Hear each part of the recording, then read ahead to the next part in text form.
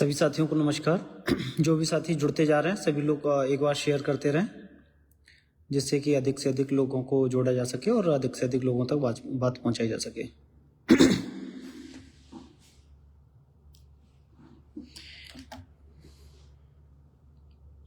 सभी लोग एक बार शेयर कर दीजिए, जिससे अधिक से अधिक लोग जुड़ जाएं। और मुझे कोई भी एक लोग बता दीजिए अगर आवाज़ आ रही है तो मेरी। सभी लोग अपने अपने सवालों को भी आप लोग कमेंट में लिखते रहें, जिससे कि सभी लोगों के सवालों को एड्रेस किया जा सके। सुशील यादव, राधे राधे भाई, राधे राधे जी।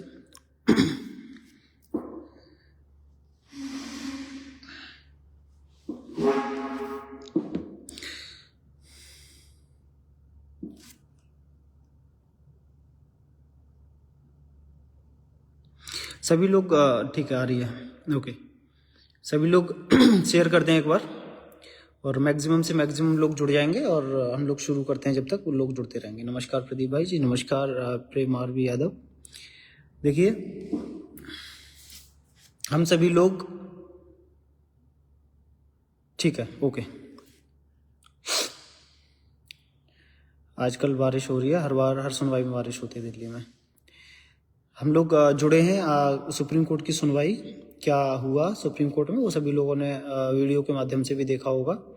वीडियो सभी लोगों तक उपलब्ध हो जाती है क्योंकि लाइव सुनवाई होती है, सभी लोग उसमें देख सकते हैं। अगर कभी कभी होता है कि उसमें क्लियर सुनवाई नहीं हो पाती है क्योंकि वॉइस इश्यूज रहते हैं समटाइम्स, तो वो लोगों के लिए अपलोड कर दिया मैंने वीडियो, वो आप लोग देख सकते हैं।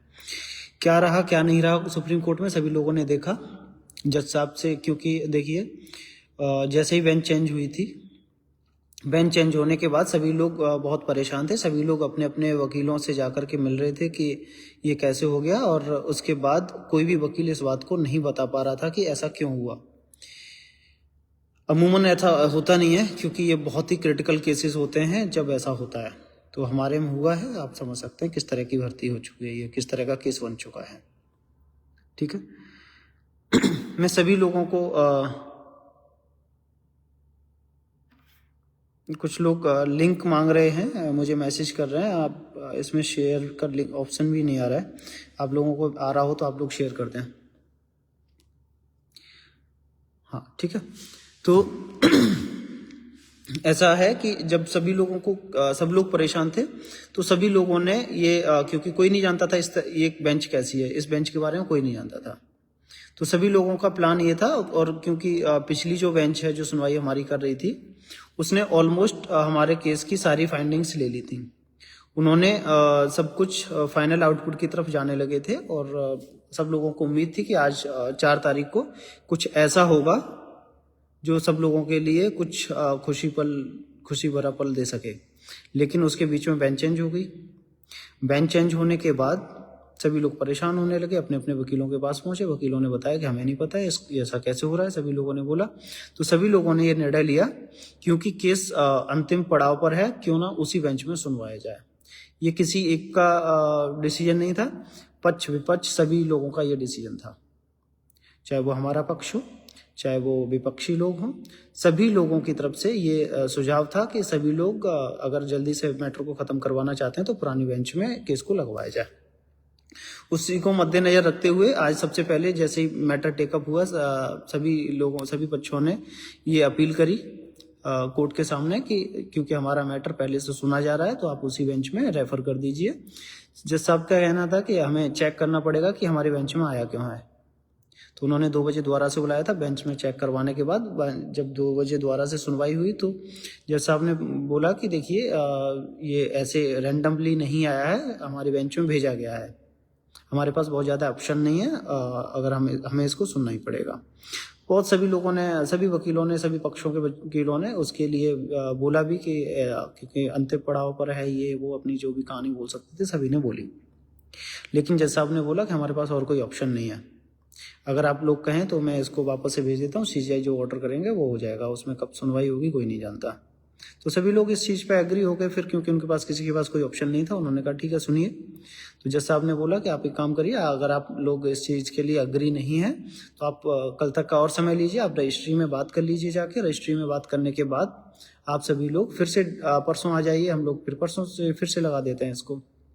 तो इस पे सभी लोग बहुत ज़्यादा सहमत नहीं हुए और सभी लोगों ने इसको हियरिंग के लिए आगे प्रोसीड करने के लिए बात करी। जब हियरिंग प्रोसीड करने की बात की तो जो हमारे विपक्षी लोग हैं, क्योंकि आज सभी लोगों ने देखा होगा किसी की भी तरफ से सीनियर एडवोकेट अवेलेबल नहीं थे सुप्रीम कोर्ट के अंदर, क्योंकि सभी लोगों को ये पता था कि इसमें सुनवाई नहीं करवानी है, या फिर सुनवाई स्टार्ट भी होगी इस बेंच में तो आज कुछ क्योंकि केस को समझेंगे, फर्स्ट डे है उनका तो केस को समझेंगे, इसके अलावा कुछ भी नहीं होगा। तो इसलिए वकील नहीं लेके गए थे। कुछ हमारे ऐसे लोग हैं जो वकील नहीं लेके गए थे क्योंकि कुछ लोगों के पास पैसे भी नहीं थे, ये भी एक कारण है। तो ये सब चीज़ें हुई। सब चीज़ें होने के बाद जैसा आपने अगली तारीख अगला मंगलवार को डेट को लगाया, जो भी डेट बन रही हो, 11 तारीख है मोस्ट प्रोबेबली, तो 11 तारीख को डेट को लगाया है। 11 तारीख को हमारे मैटर को सुना जाएगा। जज साहब पूरे तरीके से बोल रहे हैं कि हम वहीं से शुरू करेंगे जहां से इस केस को खत्म किया था, जहां से पिछली बेंच ने खत्म किया, वहीं से आर्टिकल 142 को कैसे यूज कर रहे थे वहीं से हम इसको, जो भी फाइंडिंग्स इसमें जो कुछ भी डॉक्यूमेंट्स फाइल हो चुके हैं, हम उनको आधार बना करके ही आगे बढ़ेंगे। क्योंकि हम लोगों के वकीलों के द्वारा ये सब बातें बोली गई, क्योंकि this is pending for long, तो इसको ख़त्म किया जाए। जज साहब भी इस बात को एग्री कर रहे थे कि हम भी इसको सुन के ही ख़त्म करते हैं, आप परेशान मत होइए, और हो सकता है कि अगली डेट्स लगातार भी लग जाएं।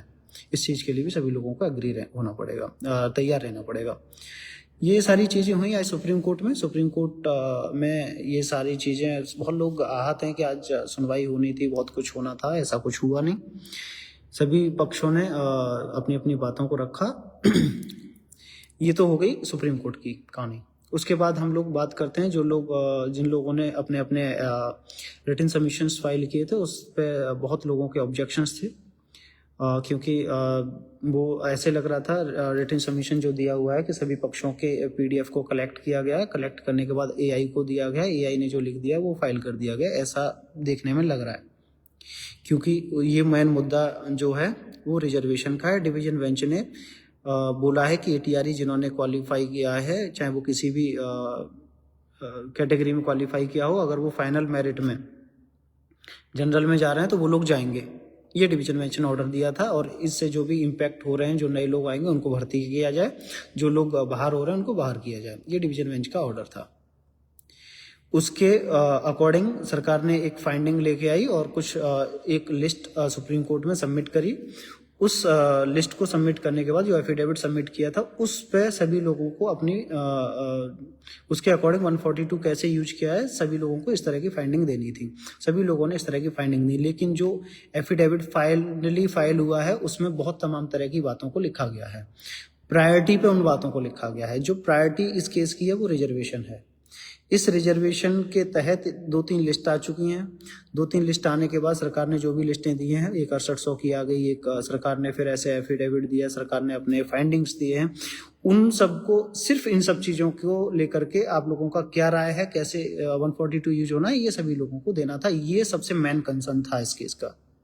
लेकिन उसमें जितेंद्र कुमार ने शिक्षा मित्र, भारांक और उसके अलावा ईडब्ल्यूएस और इन तमाम चीज़ों को ज़्यादा वेटेज दिया गया है। उसके अलावा बीएड के मुद्दे को बहुत ज़्यादा वेटेज दिया गया है। सरकार ने बीएड के मुद्दे को उसमें फाइल किया था, उसके सापेक्ष हम लोगों ने, या उसके कटाक्ष में हम लोगों ने तमाम बिंदु अपने लगाए हैं। उन बिंदुओं को दरकिनार कर दिया गया था एक बहुत ही शॉर्ट में, एंड में जाकर के, क्योंकि आर्टिकल 142 कैसे यूज किया जाए वो पहला पैराग्राफ इन्होंने लिखा था। आर्टिकल 142 का पैराग्राफ के सुझाव हमने दिए थे और उसमें बीएड के बचाव के लिए भी बोला था, उसको उसमें इंक्लूड नहीं किया गया है आर्टिकल 142 के प्रपोजिशन में। जब प्रपोजिशन में ऐड नहीं किया गया तो हम लोगों ने इसका ऑब्जेक्शन किया। फिर उसके बाद हमारी बात हुई, जो भी नोडल काउंसिल है, नोडल काउंसिल ने बोला ठीक है आप फिर उसको दोबारा से आप फाइल करवा दीजिए, मैं इंक्लूड कर दूंगा। तो हम लोगों के द्वारा कल दोबारा से मेल वापस से दोबारा से करवा दिए गए थे। इसलिए हम लोगों की जो बातें थी वो कोर्ट को पहुंचा दी गई हैं। अब वो कोर्ट में इन्होंने रखी हैं या नहीं रखी हैं वो अलग बात है। अगर नहीं रखी होंगी तो ऑन डेस्क तो रख दी जाएंगी। ये हम लोगों ने आज कोर्ट के सामने भी ये बातें बोली गई हैं। ठीक है, तो ये सब चीज़ें हो गई। देखिए, प्रायोरिटी नहीं मिली है, कैसे किया गया है मैं नहीं जानता हूँ। नोडल काउंसिल का काम होता है जो इस केस में था। पहले भी नोडल काउंसिल सीजीआई ने नामित किए थे। 2 नोडल काउंसिल थे उस टाइम पे, एक पक्ष से एक विपक्ष से। उन दोनों का काम था कि जो भी एडवोकेट्स बाकी के दे रहे हैं उन सबको कलेक्ट करे और जज साहब को पहुंचाए। नोडल काउंसिल का यही काम होता है, जो कुछ भी लोगों से मिल रहा है उसको कलेक्ट करे और जज साहब को पहुंचाए। समटाइम्स हो सकता है कि अगर कॉमन चीजें हैं तो उसको एक में आप कर सकते हैं, या फिर कंप्राइज कर सकते हैं कि ये सब लोगों का ये इस तरीके से कहना है। आप इस तरीके से भी डाल के दे सकते हैं। ये नोडल काउंसिल का काम होता है। लेकिन आप उसमें से किसी के भी पॉइंट को आप नहीं हटा सकते हैं, चाहे वो कुछ भी हो। किसी भी वकील ने अपना कोई भी पॉइंट दिया वो आपको आगे फॉरवर्ड करना पड़ेगा। लेकिन हमारे केस में ऐसा नहीं हुआ था। बीएड के पॉइंट्स को नहीं इंक्लूड किया गया था। देखिए, यहाँ पे मैं बीएड के लिए एक और चीज़ क्लियर कर दूँ। कुछ लोगों को लग रहा है कि जो भी बीटीसी हैं, मैं भी बीटीसी हूँ। जिन लोगों को ये लग रहा है कि यहाँ से बीटीसी करवा के लेके जाएंगे या कुछ भी कर लेंगे, आर्टिकल 142 यूज हो रहा है, ये सब लोग मेरी समझ में नहीं आता कहाँ से बातें करते हैं। आप लीगली धरातल की बातें कीजिए। यहाँ पे कुछ भी ऐसा प्रोसीड नहीं हो सकता है कि आप इसको प्रोसीड कर दीजिए। इसको जो भी फाइनल होना है एक साथ फाइनल होना है। सब भी चीज़ों के डॉक्यूमेंट्स वहाँ पे फाइल किए गए हैं। तो जब सब कुछ फाइनल साथ में होना है तो सब कुछ डॉक्यूमेंटेशन सबकी साथ में ही होगी। तो आप उसमें ये नहीं कह सकते कि मुझे मिल रही तो मैं लेके निकल लूँ, ऐसा हो ही नहीं सकता है। और ये इस तरह का कोई भी सोच रहा है तो केस को खराब करने की कोशिश कर रहा है, इसके अलावा और कुछ भी नहीं कर रहा है। ये बात बहुत अच्छे से जान लो। ठीक है, तो देखिए यहाँ पे अब हम लोग बात करते हैं कि देखिए हम लोगों का जो केस है वो इस पड़ाव पे पहुँच गया है कि यहाँ से सुनवाई में हमारी तरफ से जितनी भी डेटें लगें, चाहे 1 लगे, चाहे 2 लगे, चाहे 3 लगे, कम से कम 2 सीनियर रहना अत्यंत आवश्यक है हर डेट पे। ये फाइनल हियरिंग की तरफ मुद्दा आ गया है। हमारी तरफ से 2 सीनियर्स कम से कम होना आवश्यक है। अब वो कैसे करना है वो आप सभी लोगों को देखना पड़ेगा। कुछ लोग बीएड मुद्दे को, फिर से मैं वही बात बोलूँगा, देखिए ये B Ed, BTC, low merit, high merit, cut off, ये सब करने की कोशिश ना करें, क्योंकि इसमें जो भी होना एक साथ होना है। सभी चीज़ों को लेकर के डॉक्यूमेंट्स फाइल किए गए हैं। कुछ भी ऐसा नहीं होने वाला कि इनको दे दिया जाए, इनको पेंडिंग रख दिया, ऐसा कभी भी कुछ नहीं होने वाला है। और कोई भी वकील इस तरह की बातें नहीं बोल सकता। अगर कोई बोलेगा तो सबसे पहले विरोध उसका हो जाएगा, चाहे वो हमारा पक्ष हो, चाहे वो जो पहले से चयनित लोग हैं, शिक्षक वो हों जिनको निकालने की बात हो रही है, या कोई भी पक्ष हो, चाहे वो जो लोग लो मेरिट वाले हैं, चाहे वो कोई भी पक्ष यह भी नहीं चाहता है कि ये मैटर यहाँ से बहुत लंबा चले। और कुछ लोग हैं, चुनिंदा लोग, जो चाहते हैं कि वो मैटर चले। वो आप सभी लोगों को कारण पता होना चाहिए। मैं किसी की बुराई में इसमें नहीं घुसना चाहूँगा यहाँ पे। लेकिन हमारा जो यहाँ पे पक्ष है वो एकदम क्लियर है कि ये मैटर जल्दी से जल्दी ख़त्म हो, और हम लोग इसी दशा में प्रयासरत रहते हैं हमेशा। यहाँ से मैटर ख़त्म हो और हम सभी लोग जल्दी से जल्दी, जो लोग उच्च या फिर कह सकते हैं जो लोग भी योग्यता रखते हैं, वो सभी लोग जल्दी से जल्दी स्कूल में पहुँचें। ये हम लोगों की, सभी लोगों की कोशिश है। तो सभी लोग को इस चीज़ पे एकजुट होना पड़ेगा। एकजुट होने के बाद हम सभी लोगों की, क्योंकि आनंद ने आज देखा भी होगा, कोर्ट में ये बात भी बोली थी कि लगभग सभी पक्ष 80% लोग इस पर सहमत हैं, तो इसको प्रोसीड किया जाए। जो सरकार एफिडेविट लेके आई है उसमें लो मेरिट करते हुए 499646 को ऐड करते हुए इसको आगे बढ़ाया जाए। तो इस पर लगभग सभी लोग सहमत हैं, तो इसको आगे किया जाए। तो क्योंकि जो चयनित वर्ग है उनका भी क्लियर कहना है कि किसी को भी नौकरी मिले, हमारी नौकरी को ना छेड़ा जाए, तो हमें कोई दिक्कत नहीं। हम लोगों का भी यही कहना है कि हमारे यहाँ पे मैक्सिमम लोगों को नौकरी मिले। किसी और को आप नौकरी में रख रहे हो, पहले जो नौकरी कर रहा है उसको, हमें कोई दिक्कत नहीं है। जब पक्ष विपक्ष दोनों राज्य और सरकार का एकदम क्लियर कट कहना है कि हम 9500 लोगों को जॉब देने के लिए रेडी हैं, तो 9500 लोगों को वो भी पक्ष जो नियोक्ता है वो नौकरी देने को तैयार है। जो पक्ष है, जो डिवीजन बेंच के ऑर्डर को चैलेंज कर रहा है, वो तैयार है। विपक्ष है वो पूरी तरीके से तैयार है। अगर 1-2 लोग हैं जो तैयार नहीं है, वो 10 से 15% या 20% लोग हैं, बाकी 80% लोग सहमत हैं इन सब चीज़ों से। वो कौन लोग हैं? एक ईडब्ल्यूएस वाले हैं। ईडब्ल्यूएस वालों को मैं क्लियर कट बता दूं, वो डिवीजन बेंच से मैटर खारिज हो चुका है, उनको यहाँ पे कुछ भी नहीं मिल रहा है। लेकिन मैं वही बोल रहा हूँ कि जिटेन सबमिशन गया उसमें प्रायोरिटी पे वो नहीं रखा जाना चाहिए था, क्यों रख दिया मुझे नहीं पता, बट वो इसमें एक अलग मैटर है, इसमें उसको डीटैग होना चाहिए था। पहले दीपांकर दत्ता जी ने बोला था कि इसको डीटैग कर दीजिए, लेकिन वो डीटैग नहीं हुआ। क्यों नहीं हुआ उसके हो सकते हैं सर्टेन रीजन, उस पर किसी ने ध्यान ही नहीं दिया, तो वो एक अलग मैटर है। दूसरा मैटर है जिला वरीयता वाला। जिला वरीयता वाला मैटर भी बहुत ज़्यादा इशू इसलिए नहीं है क्योंकि वो रिजर्वेशन को सपोर्ट करता है। उन्हें कोई दिक्कत नहीं है किसको आप नौकरी दे रहे हो, किसको नौकरी नहीं दे रहे हो, आप सिर्फ हमें हमारा पास का जिला दे दीजिए, उनका ये कहना है। तो वो भी हमारे पक्ष से सहमत है, ठीक है। अब उसके बाद एक पक्ष आ जाता है, सभी पक्ष तो सहमत हैं, कुछ लोग कह रहे हैं कि याचिलाभ होना चाहिए था, वो सोशल मीडिया पे चल रहा है, सोशल मीडिया के अलावा कोर्ट में नहीं चल रहा है कहीं पे भी, ना तो उनके वकील जाते हैं और ना कोई कुछ नहीं होता है उनका। तो वो एक पक्ष, एक डेड पक्ष है, वो एक डेड पक्ष हो गया। और दूसरे जो लोग हैं, जो लोग अपनी बातों को रख रहे हैं कोर्ट में, वो लोग सभी सहमत हैं। तो बहुत ज़्यादा इसमें ऐसा कुछ नहीं है कि मैक्सिमम लोग सहमत हैं, ठीक है। तो इसलिए ये मैटर बहुत ज़्यादा लंबा नहीं चलना चाहिए। अगली एक दो डेट में या 3 डेट में जो भी डेट लगे, अब जहाँ तक है लगातार डेट लगेंगी।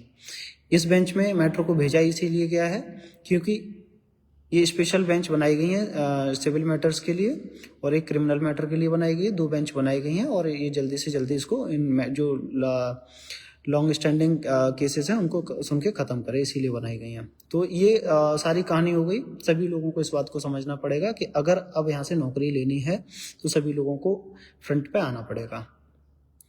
वकील नहीं जाएगा, केस लंबा चलता रहेगा, कोई ना कोई डेट लेके जाता रहेगा कि हमारा वकील अवेलेबल नहीं है।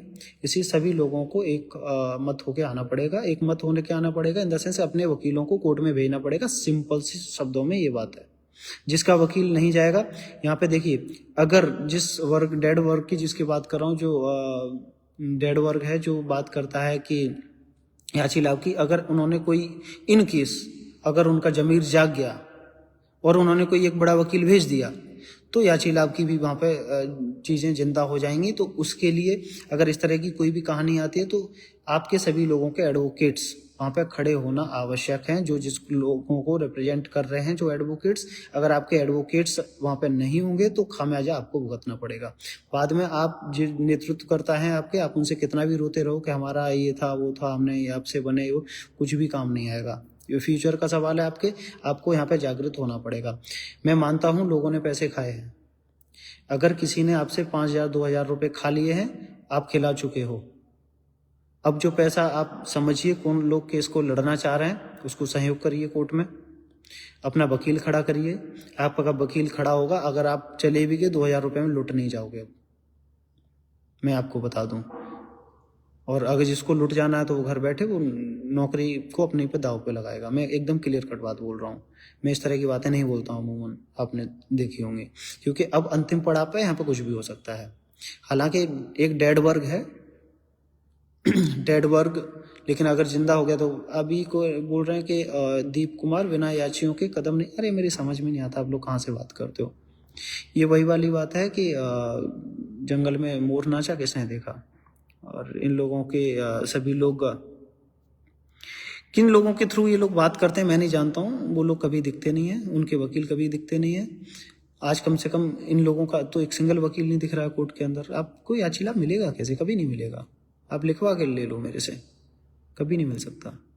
जब तक वकील नहीं जाएगा कोर्ट में, दमदारी से बात नहीं रखेगा, तो कभी किसी का कुछ भी नहीं हो सकता है। आंसर की में क्या होगा? 1270 लोगों का आंसर की इसी के साथ निपटेगा। वो तो सरकार ने लिस्ट दे भी दी है। अगर यहाँ पे मेरिट और डाउन होती है तो बाकी के और लोगों को भी जो मेरिट में आएंगे उनको भी जॉब मिल जाएगा। आंसर की का ऑलरेडी सेटल्ड ऑर्डर है। आंसर की के ऑर्डर में क्लियर कट बोला गया है कि 1 नंबर पा करके जो भी मेरिट में आ रहा है, लास्ट सिलेक्टेड कैंडिडेट के ऊपर जो भी आ रहा है, उसको नौकरी दे दी जाए। उसमें तो कुछ इफ एंड बट है ही नहीं, उसको तो नौकरी मिलनी है। लेकिन उसके लिए जरूरी है कि यहाँ पे कट ऑफ डिसाइड होना। कट ऑफ डिसाइड हो जाएगी, आंसर की को इसी के साथ मिल जाएगा, तो ये साथ में ही मैटर निपट जाएगा। तो इसके लिए भी आप लोगों को परेशान होने की आवश्यकता नहीं है। सबसे यहाँ पे जो इशू की बात है, क्योंकि सरकार ने बीएड के लिए बोला है, एक सबसे बड़ा इशू ये है, बीएड के लोगों को लड़ना पड़ेगा। और एकदम क्लियर कट लड़ना पड़ेगा। नहीं लड़ोगे खो दोगे नौकरी, साफ सीधी सी बात है। दूसरी लोग हैं जो भी याची की डिमांड करते हैं, लड़ना पड़ेगा, नहीं लड़ोगे कुछ भी नहीं मिलेगा, साफ सीधी सी बात है।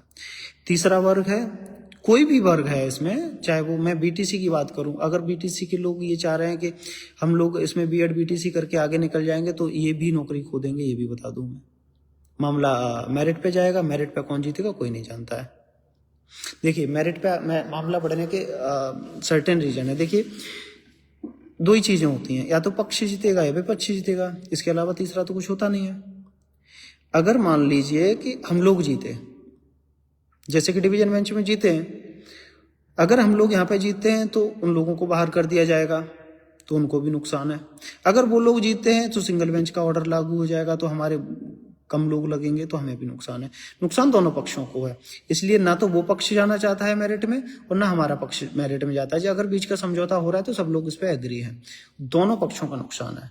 हम अगर वो जीते तो हमारा नुकसान, हम जीते तो उनका नुकसान। क्या होगा कोई नहीं जानता है, क्योंकि डिवीजन बेंच का ऑर्डर प्रभावी है। हम 100% श्योर हैं कि हम जीतेंगे। वो लोग कितना लिंगर ऑन कर लेंगे वो देखेंगे, उनका पक्ष ऐसे ही बोलता होगा कि वो लोग जीतेंगे, है ना। लेकिन मैटर तो लिंगर ऑन हो रहा है। अगर यहाँ पे सभी को एक मौका मिला है खत्म कराने के लिए तो खत्म हो जाएगा, नहीं तो लिंगर ऑन होता रहेगा, है ना।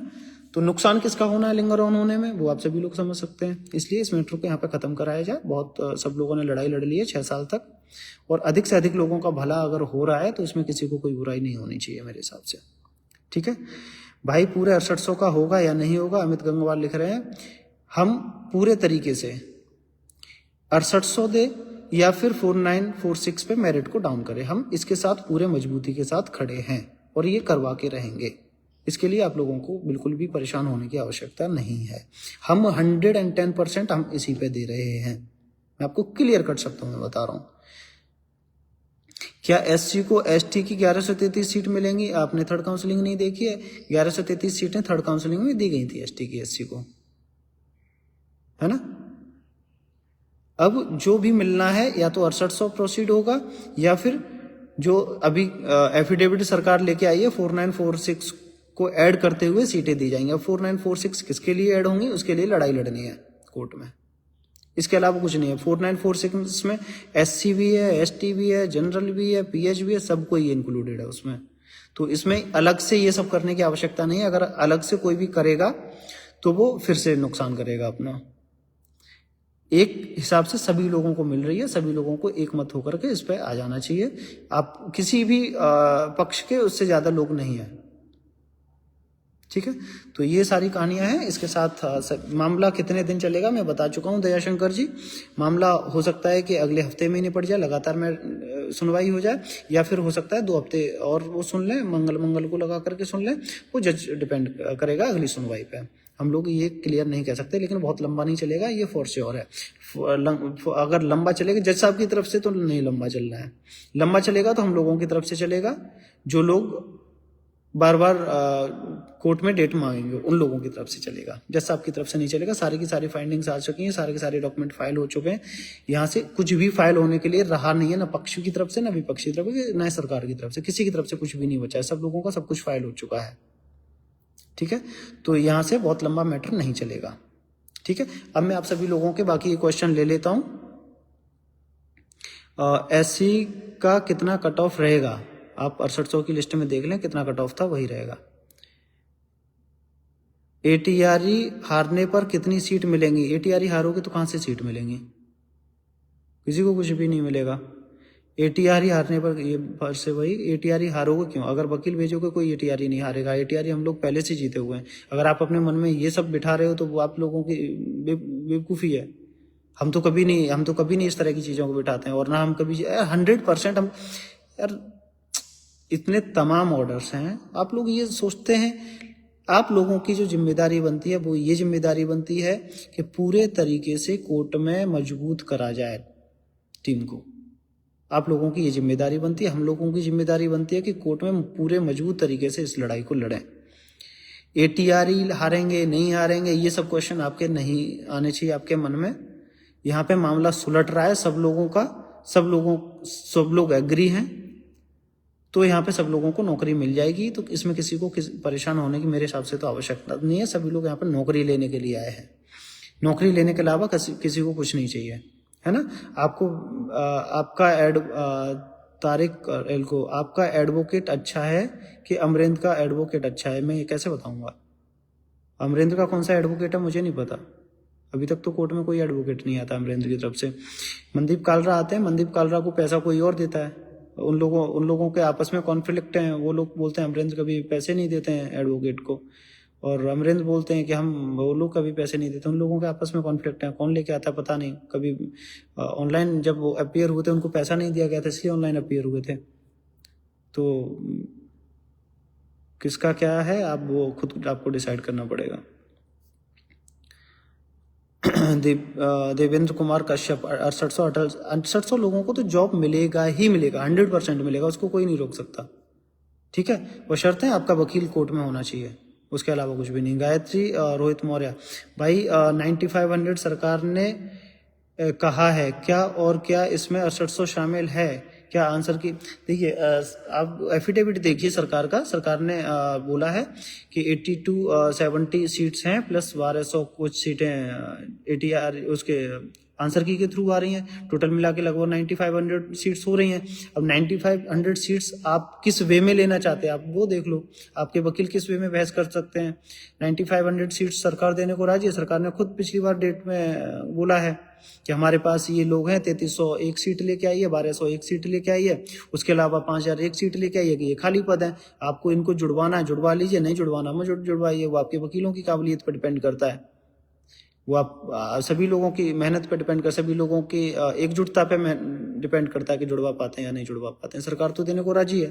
सरकार ने तो पिछली बार बोला कि हम लोग 9500 लोगों को नौकरी देना चाहते हैं। ठीक है, तो इसके अलावा और किसी का कोई क्वेश्चन है तो मैं ले लेता हूँ। आप सभी लोग अपने मन की भड़ास जो भी लिखनी है आप लिख लीजिए, मैं सब लोगों के जवाब दूंगा। लेकिन सब लोग इसके बाद अपनी अपनी जिम्मेदारी समझते हुए सभी लोग लग जाइए। वकील को लाना आप सभी लोगों की जिम्मेदारी है। यहाँ पे सबको नौकरी चाहिए, नौकरी के अलावा कुछ भी नहीं चाहिए। अगर कोई खा के चला गया उसको पैसे मत दीजिए। अगर मैंने खा लिया मुझे मत पैसे दीजिए। ठीक है, साफ सीधी सी बात है, चाहे कोई कितना भी फड़फड़ाए। अगर आपको लग रहा है कि मैं अच्छे तरीके से लड़ रहा हूं तो आप पैसे दीजिए। मैं लाग लपेट से मैं नहीं बोल सकता हूं। मेरे अंदर वो चीज़ नहीं है भाई लोगों कि मैं पीछे कुछ मन में कुछ और मन पीछे कुछ चल रहा है वो कुछ नहीं कर सकता हूँ। आपको लगता है कि बहुत अच्छे से लड़ा जा रहा है केस, आप सहयोग करिए। आपको लग रहा है कि बहुत अच्छे से केस नहीं लड़ा जा रहा है, मत दीजिए। अगर आपको लगता है कि हमें नौकरी चाहिए सहयोग कीजिए। अगर आपको लगता है कि हमें नौकरी नहीं चाहिए मत दीजिए। वो आप सभी लोगों की इच्छा है।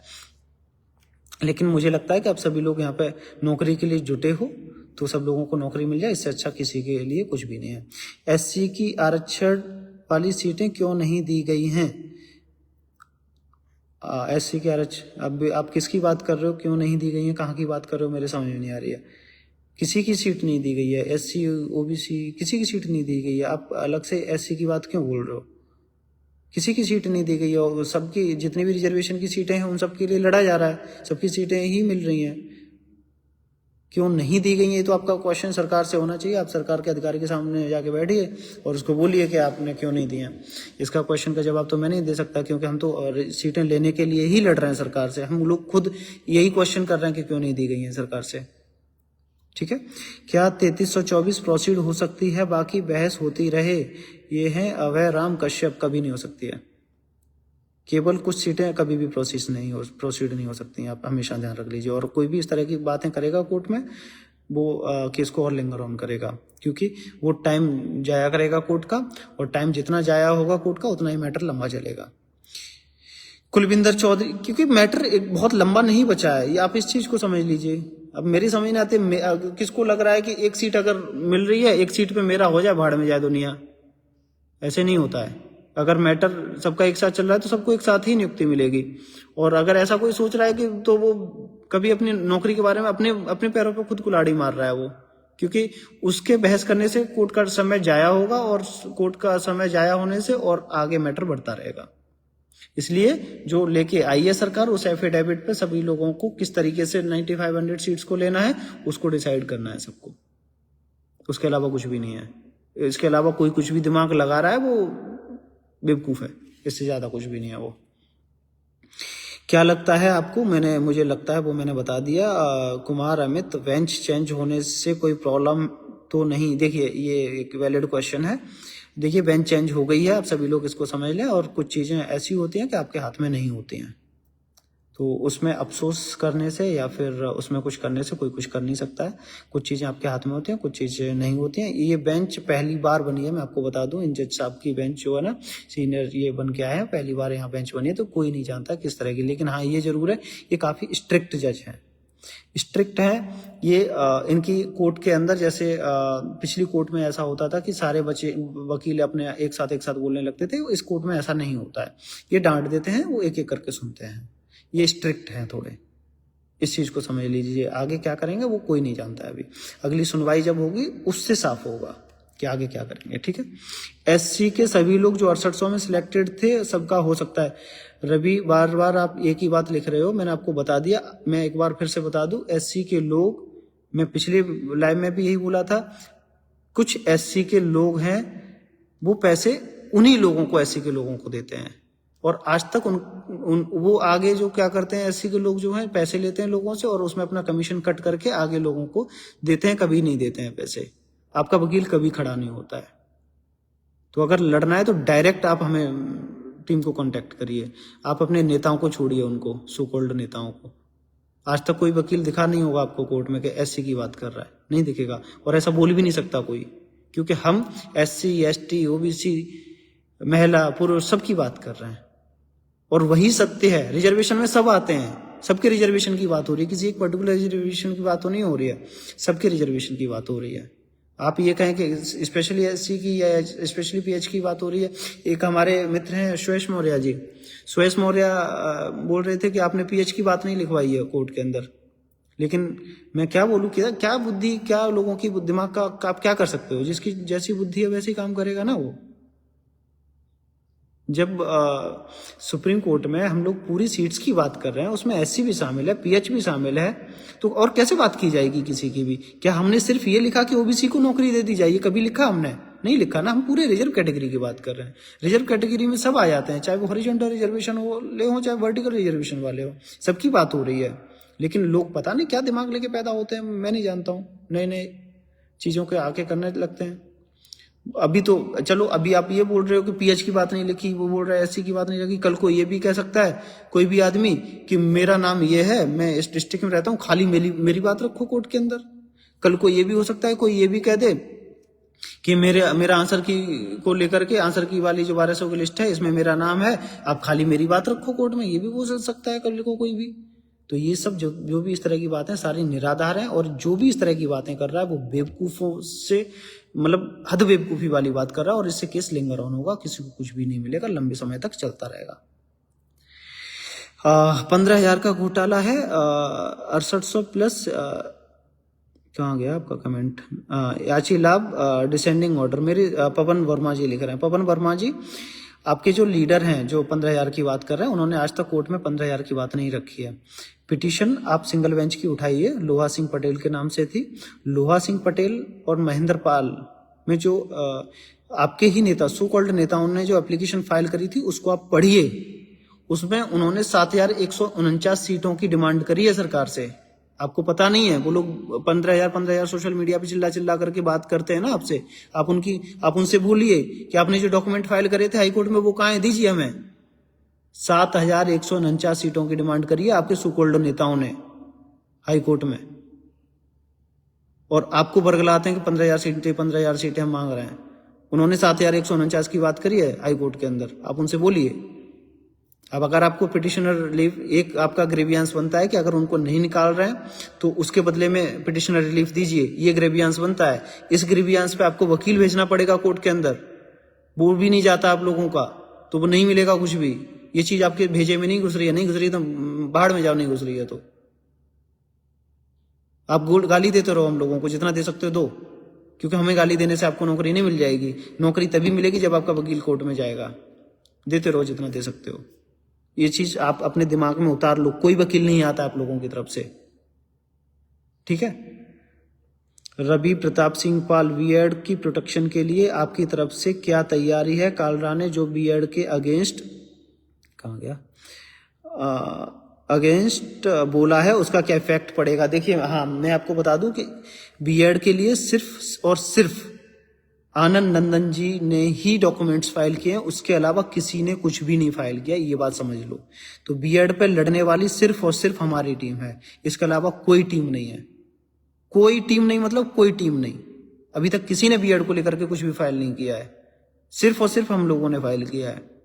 सरकार ने एफिडेविट दिया, ये इसमें बोला है बीएड की नियुक्ति नहीं हो सकती है, उसको लेकर के किसी ने कुछ भी नहीं फाइल किया है कोर्ट के अंदर। सिर्फ और सिर्फ हमारी टीम ने बीएड को के बचाव में चीज़ों को फाइल किया है, बाकी किसी ने नहीं किया है। तो आप समझ लो कि हमारी क्या तैयारी, दूसरों की क्या तैयारी है। 4 साल हो गया है, कितने दिन कोर्ट में लड़ना पड़ेगा? आशीष यादव जी, देखो अब कितना लड़ना पड़ता है, बहुत ज़्यादा लंबा नहीं लड़ना पड़ेगा। राय रवि ये बोल रहे हैं, प्रदीप भाई मैं आपको कई बार फ़ोन किया, आपने फ़ोन नहीं रिसीव किया। वैसे आपसे दिल्ली में बात होती, लेकिन इस समय आप बात नहीं कर रहे हैं। देखिए, मेरे पास कम से कम बहुत ज़्यादा कॉल आ रहे हैं। आप मुझे व्हाट्सएप मैसेज करो, मैं ज़रूर जवाब दूंगा। और अगर आप उस टाइम पे फ्री हुआ तो मैं आपको कॉल भी कर लूँगा, क्योंकि बहुत ज़्यादा कॉल आ रहे हैं। अभी बहुत ज़्यादा कॉल मिस हो रहे हैं मेरे से, मैं सबके कॉल नहीं उठा पा रहा हूँ। और सबसे बड़ी प्रॉब्लम है कि सबके नंबर भी सेव नहीं होते हैं, आप अच्छे तरीके से जानते हो। तो थोड़ा सा मिस हो जाता है, मैं उसके लिए माफ़ी चाहूँगा आप सभी से। आप मुझे व्हाट्सएप मैसेज करें, मैं ज़रूर रिप्लाई करूँगा। अभी कुछ समय की बात है, जब तक ये केस चल रहा है, बिजी चल रहा है, अदरवाइज तो सब फ्री हैं। आप फिर कभी भी कॉल उठाएंगे, है ना। आप अभी मैसेज करके काम चला दीजिए, ठीक है। राहुल तुमर, अब क्या होगा भाई? मैंने बता दिया क्या होगा, और मुझे लग रहा है सबके कमेंट ले चुका हूं। अभिषेक पॉल, 142 के तहत ही सुनेगी कोर्ट, ऐसा बोला है कोर्ट ने। हाँ, बिल्कुल बोला, ठीक है। और बाकी देखिए, कोर्ट केस को तो समझेगी, कहाँ से मेरिट, कहाँ से क्या आया, कहाँ से क्या नहीं आया, ये सब तो सुनेगी। श्याम कुमार पाल जी बोल रहे हैं, नेशनल ज्वाइनिंग, फिर से बता दूं, नेशनल ज्वाइनिंग, बीएड को प्रोटेक्ट, ये हमने सारी बातें करी हैं अपने रिटन सबमिशन में, ठीक है। तो आप सभी लोगों को इससे भी घबराने की आवश्यकता नहीं है। आप सभी लोग अब अपना काम कीजिए, वकील को लाने की जिम्मेदारी उठाइए। आप सभी लोग एक काम कीजिए, मुझे मैसेज कीजिए, अपने अपने जिले की जिम्मेदारी को संभालते हुए आप लोग सभी लोग मैसेज करिए। आप कितने लोगों को अपने जिले से जोड़ सकते हैं, आप सभी लोग मुझे मैसेज करिए, मुझे व्हाट्सएप पे मैसेज करिए कितने लोग जुड़ सकते हैं। और उसी हिसाब से आप सभी लोग अपने अपने सुझाव भी लेकर के आइए कि ये ऐसे नहीं, ये किया जाए। आपके सभी लोगों के सुझाव को लेकर के आगे बढ़ेंगे और सभी लोगों को एकदम क्लियर एंड फाइनल डायरेक्शन में सबको साथ लेते हुए हम लोग बात करेंगे। आप अपने अपने यहाँ पे जो भी लोग हैं, अपने अपने यहाँ पे बात कीजिए, बात करके आप मुझे मैसेज कीजिए। मैसेज करने के बाद हम लोग आगे की बात करते हैं। आप सभी लोग अपने अपने यहाँ पे टीम बना करके आप मुझे मैसेज कर सकते हैं, ठीक है।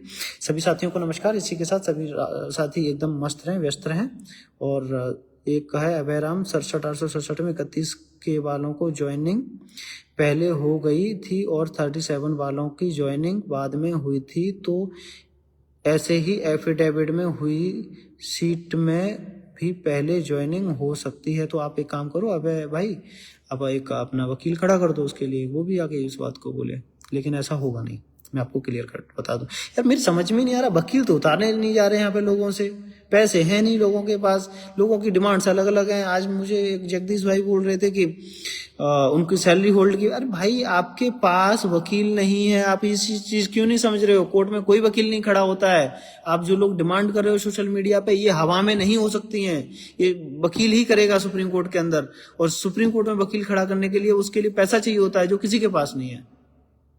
कौन कितना किसका खा गया मैं उसकी बात नहीं करूंगा, लेकिन फिलहाल सब कोई किसी के पास नहीं है, किसी का कोई वकील नहीं खड़ा था सुप्रीम कोर्ट में। आप इस चीज को क्यों नहीं समझते? मेरी समझ में नहीं आता। सब लोग ज्ञानी है, सब लोग ज्ञान देते रहते हैं, लेकिन वो ज्ञान इंप्लीमेंट कैसे होगा इस चीज पे कोई ध्यान नहीं देता है। इस चीज पे भी ध्यान दीजिए, ठीक है। सभी साथियों को ये चूतिया कभी वकील भी लाता है, ये लिख रहे हैं रामश्री सोनकर। अब मैं नहीं जानता तू सोनकर क्या है, मैं क्या बोलूं तेरे को, छोड़ना। क्या तुम साले मरे हुए लोग हो वैसे भी, है ना। तुझे दिखता है नहीं, तेरी आंखें फूटी हैं, क्या तू मर गया है? मेरी समझ नहीं आता, मैं गुस्सा लगा रहा है मेरे को, है ना। क्यों गाली खाना चाहता? मैं गाली दूंगा, मैं तुम्हारा खा के नहीं बैठा हूं किसी का भी। अगर किसी को लगता है कि मैंने 10,000 रुपए भी खाया तो मेरे ऊपर केस कर दे, मुझे जेल करवा दे। इतना मैं कमाता हूं कि मुझे जरूरत नहीं है पैसों की किसी की भी। इस चीज को समझ लो आप। अगर किसी को लगता है कि मैंने उसका पैसा लेके खाया है, केस में नहीं लगाया, तो मेरे ऊपर केस करे वो। मैं गारंटी के साथ कह रहा हूं, मुझे जरूरत नहीं है किसी के पैसे की। और बहुत ज्यादा होगा, बता रहा हूं, छोड़ो ना क्या। इसके साथ अगला कमेंट है, सरकार ने अपने एफिडेविट में बोला था कि देवेश शर्मा का ऑर्डर है बीएड के अगेंस्ट, लेकिन मैंने ये बता दिया है। ये सब हम लोगों ने लगाई है कि 2018 की ये सब चीजें लगाई हैं। सभी साथियों को नमस्कार, जय हिंद, शुभ रात्रि।